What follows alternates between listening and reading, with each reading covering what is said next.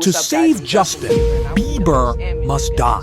This is the psychological crossroads of a man trying to destroy his globally famous persona to finally find himself.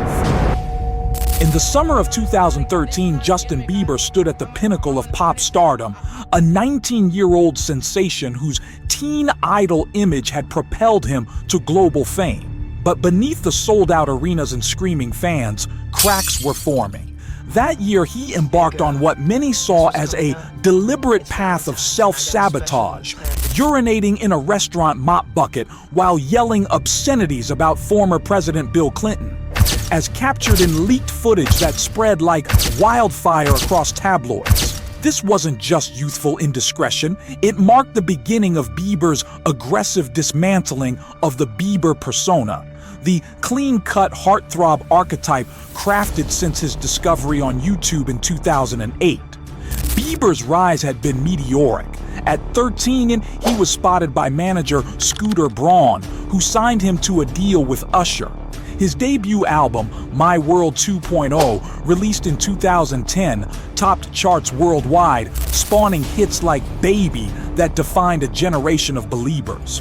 By 2012, with Believe, he was experimenting with edgier sounds, but the pressure mounted. Critics noted how his every move was scrutinized. A Rolling Stone profile from that era described him as trapped in the bubble of fame, where personal growth clashed with public expectations. Imagine yourself at that age, every mistake amplified by millions. Would you rebel or conform? As 2013 unfolded, Bieber's actions escalated into a core narrative event, the egging of his neighbor's house in Calabasas, California. On January 9, 2014, authorities raided his home after reports of vandalism causing $20,000 in damages. This incident wasn't isolated. It followed a string of controversies, including a visit to the Anne Frank house where he wrote in the guest book, "Anne was a great girl. Hopefully she would have been a Belieber," drawing widespread backlash for insensitivity. Allies like Usher defended him publicly, arguing in interviews that Bieber was a kid navigating unimaginable pressures, emphasizing how the music industry chews up child stars. On the pro side, this rebellion could be seen as justified, a brilliant act of self-preservation. Psychologists interviewed in a 2015 Teen Vogue retrospective suggested Bieber was shedding a manufactured identity that stifled his authenticity. By destroying the perfect image, he forced a reset, allowing him to evolve into a mature artist. His later album, Purpose, with tracks like Sorry, directly addressed this, turning personal turmoil into commercial gold and proving that vulnerability can rebuild a career stronger than before. Yet, the con side paints a darker picture. Bieber's antics weren't just self-destructive but harmful to others. The egging led to misdemeanor charges, probation, and an $8,900 restitution payment as detailed in court documents. Critics, including columnist Maureen Dowd in the New York Times, argued it exemplified entitlement, where fame insulated him from consequences that would ruin an average teen. This behavior alienated fans and sponsors. His endorsement deals dwindled as brands distanced themselves from the chaos.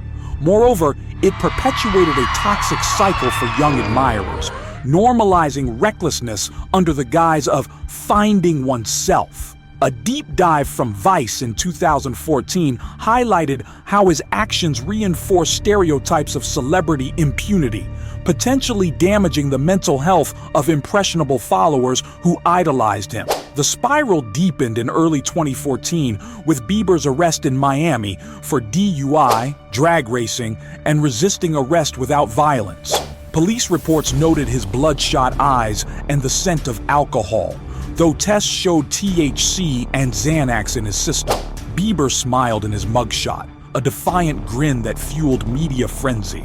In his own words, from a 2015 Billboard interview, he reflected, "I was hurting, unhappy, confused, angry, misled, misunderstood, and angry at God."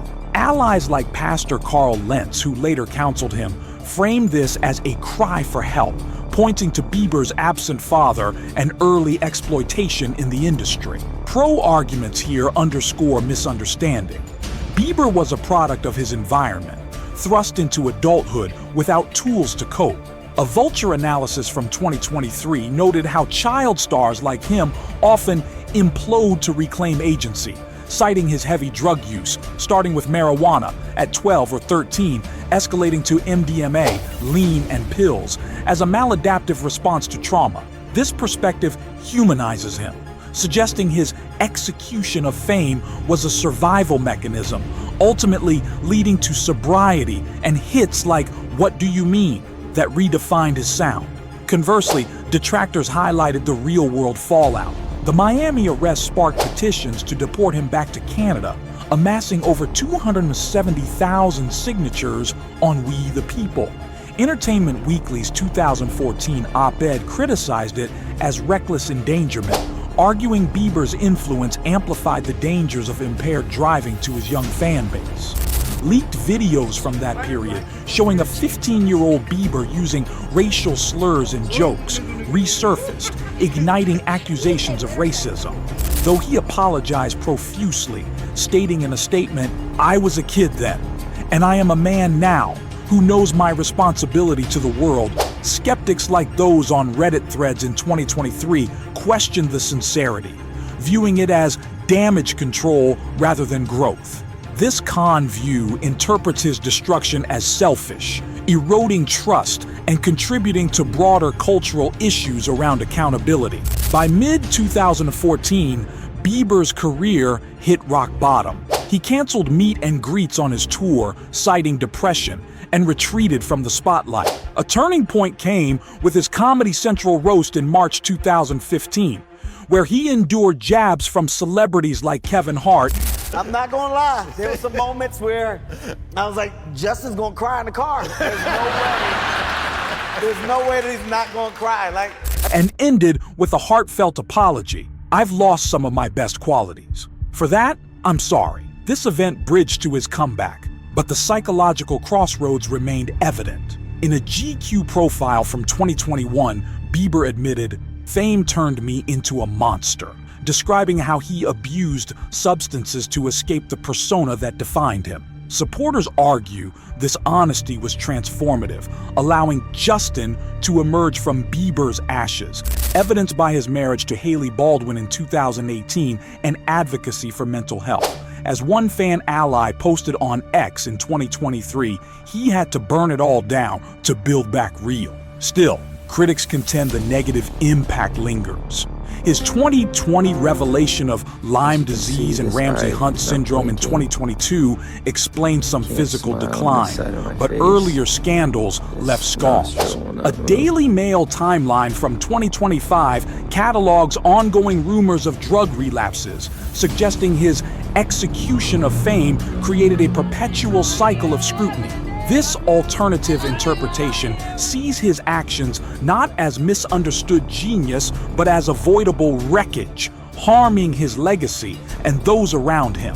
Throughout 2015, Bieber channeled this turmoil into Purpose, an album that debuted at #1 and featured confessional lyrics like "In Mark My Words." "Mark my words, that's all that I have." It sold millions, signaling redemption, yet the defining controversy persisted, a man at war with his own myth. So, who is the real Justin Bieber? The tormented artist who had to kill his fame to survive, or the entitled star whose rebellion caused needless harm? The evidence has been presented. Both sides have been heard. The rest of the story is for you to decide. Share your verdict in the comments.